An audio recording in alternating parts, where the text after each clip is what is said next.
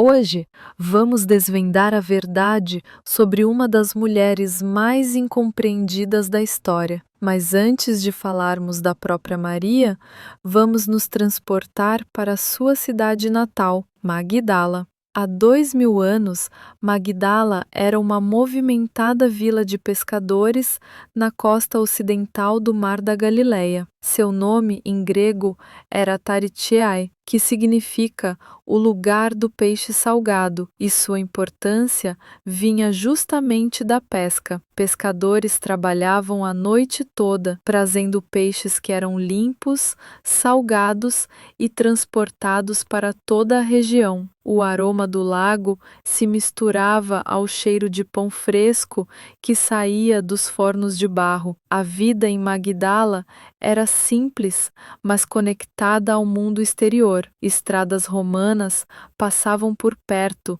por onde circulavam comerciantes e viajantes de todas as partes. Graças a descobertas arqueológicas, sabemos que Magdala tinha seu próprio mercado e até mesmo uma sinagoga lindamente decorada, descoberta em 2009. Seus pisos de mosaico, bancos de pedra esculpida e a famosa Pedra de Magdala sugerem uma comunidade profundamente enraizada na fé e nas tradições judaicas.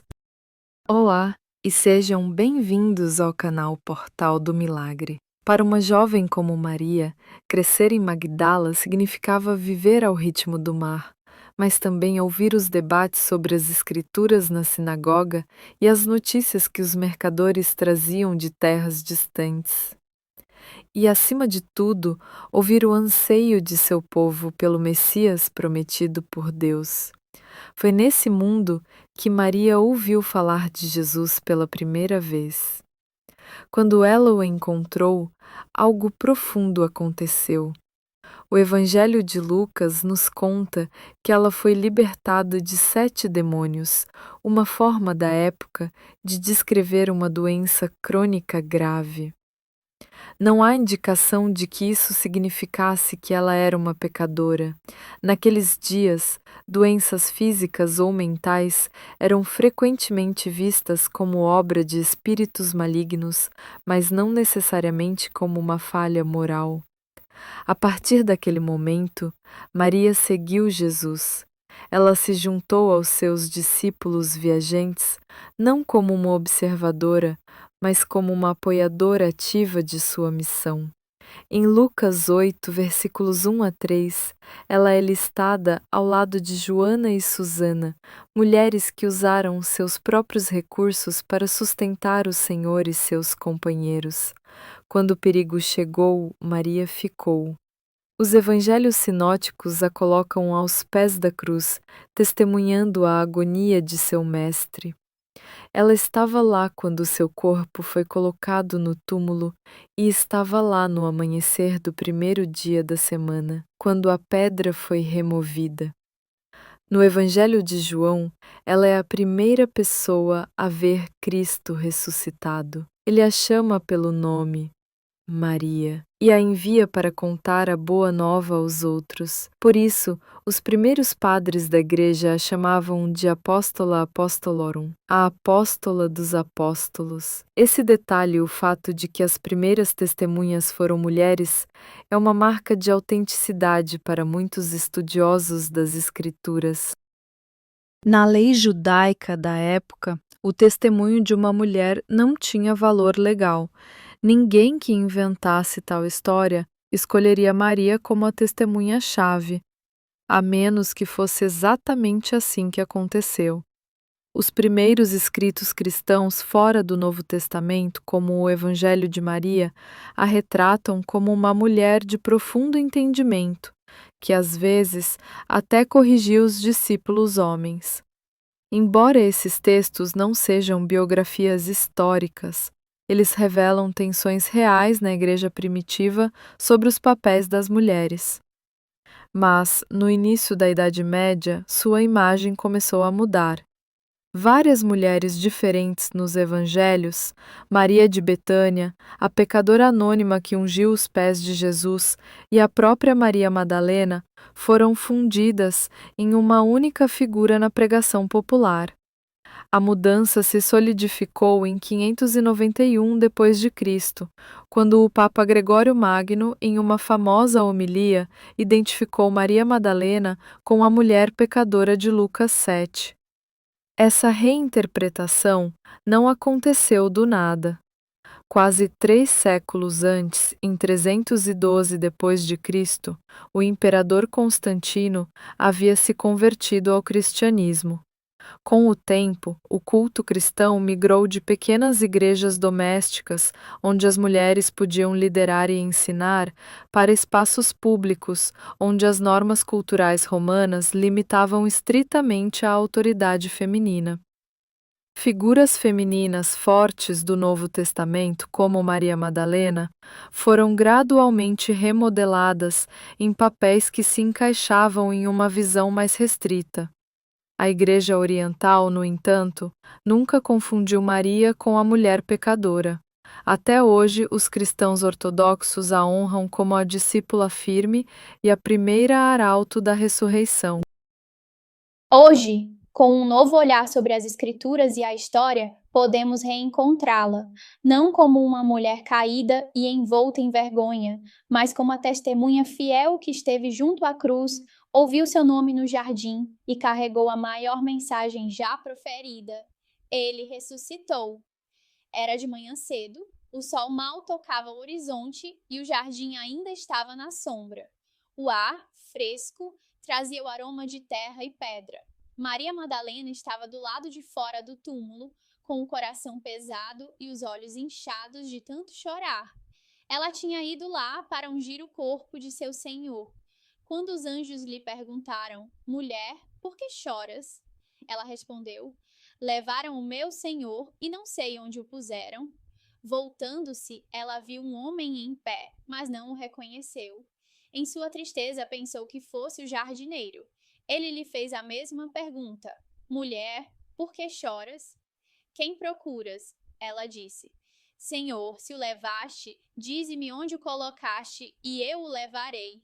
Então ele disse o nome dela: Maria, apenas uma palavra. Mas naquele momento, seu mundo foi refeito. A escuridão se dissipou. A mesma voz que a havia chamado da doença agora a chamava do desespero para a alegria. Ela se virou para ele com a voz embargada pelo reconhecimento. Rabone, que significa mestre. Ele lhe disse: Não se apegue a mim, pois ainda não subi para o Pai. Vá, em vez disso, aos meus irmãos e diga-lhes: Estou ascendendo para meu Pai e vosso Pai, para meu Deus e vosso Deus. E assim Maria foi. A primeira a levar a notícia que ecoaria por todas as gerações de crentes: Eu vi o Senhor. Esse não foi apenas um encontro em um jardim. Foi o momento em que a vitória do céu sobre a morte foi confiada a uma mulher cujo amor não havia falhado. O cenário do jardim ecoa o Éden. Aqui, o Cristo ressuscitado encontra uma mulher e fala de vida novamente, revertendo a perda do primeiro jardim. O engano sobre o jardineiro se torna simbólico. Cristo é de fato o verdadeiro jardineiro, cuidando da nova criação. Os anjos à cabeceira e aos pés do túmulo evocam a Arca da Aliança, apontando para o próprio Jesus como o verdadeiro propiciatório. Os pés de Maria a carregaram rapidamente pelas ruas estreitas de Jerusalém. A luz da manhã se espalhava e a cidade despertava, com comerciantes abrindo suas barracas e crianças correndo. Mas Maria mal percebeu. Ela guardava uma verdade que queimava em seu coração. Ele está vivo. Ela encontrou os discípulos reunidos atrás de portas trancadas. O medo pairava no ar como uma cortina pesada. A lembrança da crucificação ainda estava viva. Eles sussurravam sobre soldados romanos e autoridades do templo, sem saber o que fazer em seguida. E rompendo, Maria disse as palavras que mudariam a história. Eu vi o Senhor. Ela contou tudo a eles: os anjos, o túmulo vazio, o homem que ela pensava ser o jardineiro e o momento em que ele disse seu nome. Mas eles não acreditaram nela. O Evangelho de Lucas diz que suas palavras lhes pareceram bobagens, histórias inúteis. Na cultura do primeiro século, o testemunho de mulheres não era considerado confiável em um tribunal. Mesmo entre amigos, o peso de séculos de costume não podia ser quebrado em uma única manhã. No entanto, os escritores dos evangelhos não fazem nenhuma tentativa de esconder esse detalhe constrangedor. E isso, dizem os estudiosos, é precisamente o que dá credibilidade ao relato. Ninguém que inventasse a história da ressurreição escolheria uma mulher como testemunha principal, a menos que fosse exatamente isso o que aconteceu. Lentamente, a verdade começou a se firmar. Pedro e João correram para o túmulo. Outros começaram a se lembrar das palavras que Jesus havia dito sobre ressuscitar ao terceiro dia. O quarto trancado, antes cheio de medo, logo se encheria da própria presença do Cristo ressuscitado. Mas, aos olhos da história, Maria permaneceu a primeira arauto. Muito antes de púlpitos ou catedrais, antes de concílios ou credos, a proclamação da Páscoa começou em seus lábios. Eu vi o Senhor. Nos anos após a ressurreição, os primeiros cristãos levaram a boa nova de Jerusalém aos confins do mundo conhecido. Nomes como Pedro, Tiago, João e Paulo ecoariam na história da fé. No entanto, Maria Madalena, a mulher que primeiro proclamou o túmulo vazio, nunca foi esquecida. Os Atos dos Apóstolos não nos contam seus próximos passos. A Escritura silencia sobre sua vida posterior, mas silêncio não é o mesmo que ausência. Nas primeiras comunidades cristãs dos séculos I e II, histórias de sua coragem e devoção continuaram a ser contadas no Oriente. Algumas tradições dizem que Maria viajou com o apóstolo João, estabelecendo-se em Éfeso, a mesma cidade onde se acredita que a Virgem Maria tenha vivido em seus últimos anos. No Ocidente, outros relatos a imaginam viajando para a região da Gália, na atual França, levando o Evangelho a novas terras. Estas não são certezas, são fios de memória entrelaçados na tapeçaria da tradição cristã primitiva, mas o que é certo é isto: o papel de Maria como apóstola dos apóstolos foi honrado. Os primeiros padres da Igreja, escrevendo em grego e latim, referiam-se a ela com respeito. Santo Hipólito de Roma, no século III, comparou a missão dela à de Eva no Gênesis. No entanto, enquanto a mensagem de Eva trouxe a morte, o anúncio de Maria trouxe a vida. Para a igreja primitiva, ela não era um símbolo de pecado ou escândalo. Ela foi uma testemunha, uma discípula, um modelo de fé. Séculos depois, seu nome seria obscurecido por mal-entendidos, mas nessas primeiras gerações a memória ainda era clara. A mulher de Magdala viu o Senhor e contou isso ao mundo. No século VI, o cristianismo já havia se espalhado pela Europa.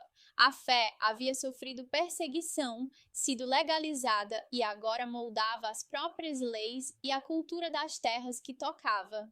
Mas, com o passar dos séculos, surgiu outro desafio: a obscuridade dos detalhes bíblicos. Nos evangelhos, Maria de Magdala aparece em momentos específicos e importantes. Ela é libertada de 7 demônios por Jesus, o segue em seu ministério, permanece perto da cruz e é a primeira a testemunhar o túmulo vazio.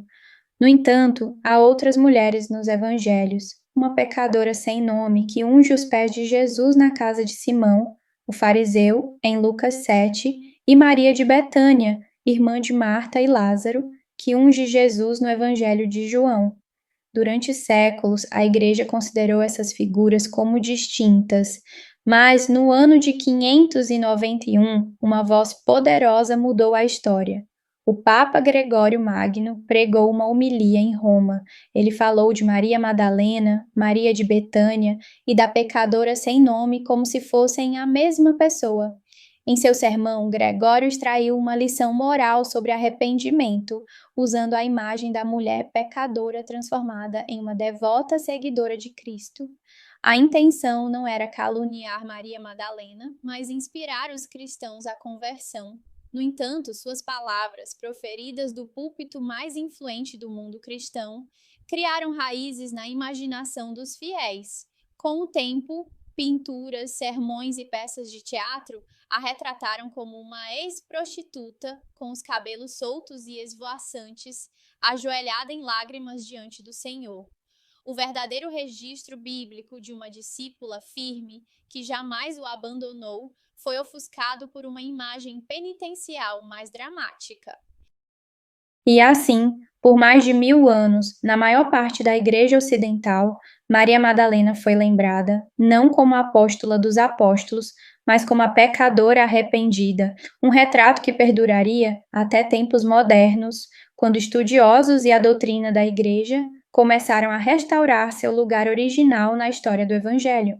Após a homilia do Papa Gregório em 591, a imagem de Maria Madalena como a pecadora arrependida se espalhou muito além dos muros de Roma. Monges copiavam suas palavras em manuscritos, sacerdotes as pregavam nos púlpitos e artistas as pintavam nas paredes das igrejas. O mundo medieval adorava uma história de conversão dramática e nenhuma era mais poderosa do que a de uma mulher que se afastou de um passado pecaminoso para seguir a Cristo com completa devoção. Para os fiéis, Maria Madalena se tornou um símbolo de esperança. Não importava o quão longe uma alma tivesse se desviado, a misericórdia de Deus poderia trazê-la de volta. No entanto, essa imagem teve consequências. Ao fundir Maria Madalena com a pecadora anônima, o cristianismo ocidental a colocou em uma categoria que a própria Escritura nunca lhe atribuiu. Ao longo dos séculos, sua reputação como discípula, a primeira a proclamar a ressurreição, perdeu força em favor de seu papel como modelo de penitente. Na arte, ela frequentemente aparece com cabelos longos e soltos, um sinal de sensualidade no simbolismo medieval. Às vezes, ela é mostrada em uma caverna no deserto, vestida com trapos, com os olhos erguidos para o céu em arrependimento. A Igreja Oriental, no entanto, manteve uma visão diferente. Ícones a retratavam como uma testemunha digna de Cristo, segurando uma cruz ou um vaso de mirra, sem nenhum sinal de escândalo.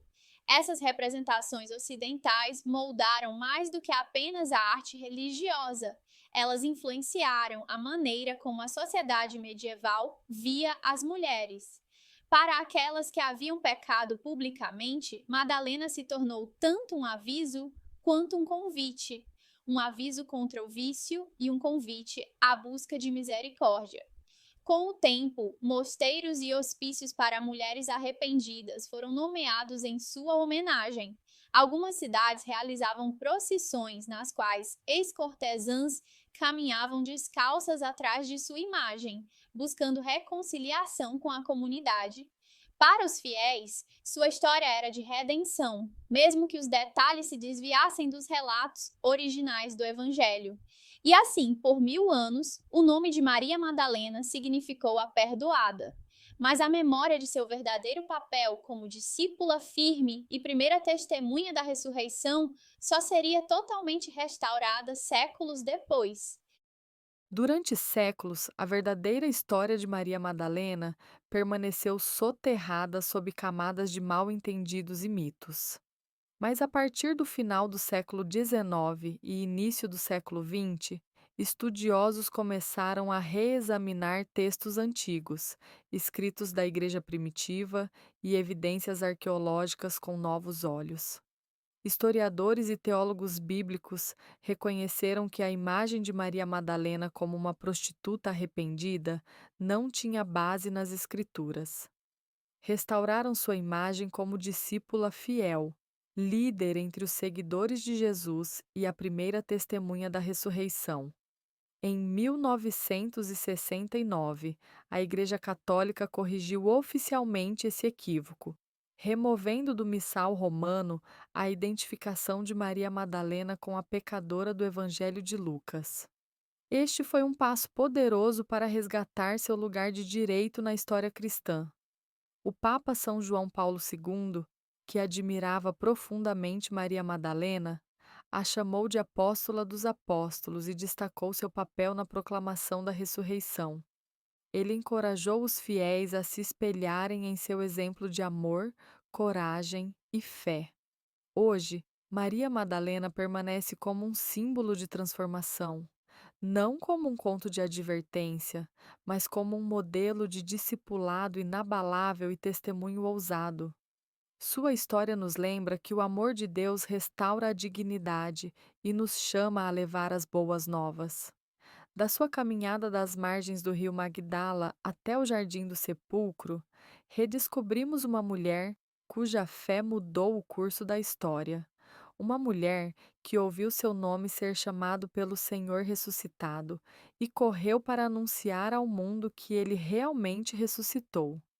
A história de Maria Madalena continua a inspirar através dos séculos e continentes. Todos os anos, em 22 de julho, a Igreja celebra sua festa, honrando a mulher que primeiro anunciou a ressurreição e cuja vida incorpora fé, amor e coragem inabaláveis. Da Basílica de Santa Maria Madalena, na França, às paróquias modernas nas Américas, ela é lembrada como a padroeira da esperança e da renovação. Sua vida nos convida a encontrar Jesus pessoalmente, assim como ela fez no jardim, ensinando que não importa nossas lutas passadas ou presentes, a graça de Deus oferece novos começos e nos chama a ser testemunhas corajosas da verdade. Essa devoção encontrou expressão em inúmeras formas: oração, arte, música, literatura e cinema.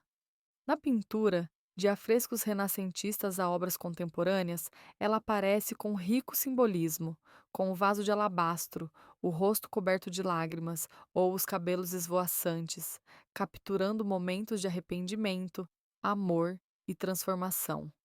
Compositores transformaram sua história em música, enquanto escritores e cineastas a exploraram como santa, mística e símbolo da resiliência feminina.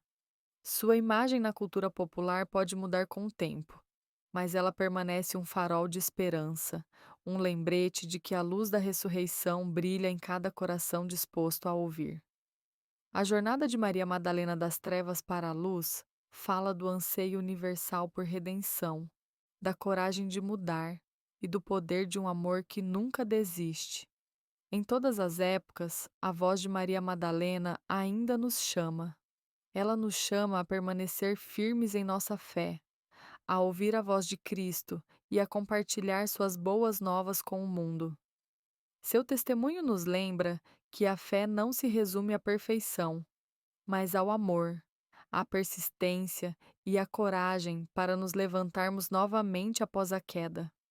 Ao longo dos séculos, ela superou a incompreensão e a dúvida, mostrando-nos o que significa ser um verdadeiro discípulo, ousado, compassivo e sem medo de proclamar: Eu vi o Senhor.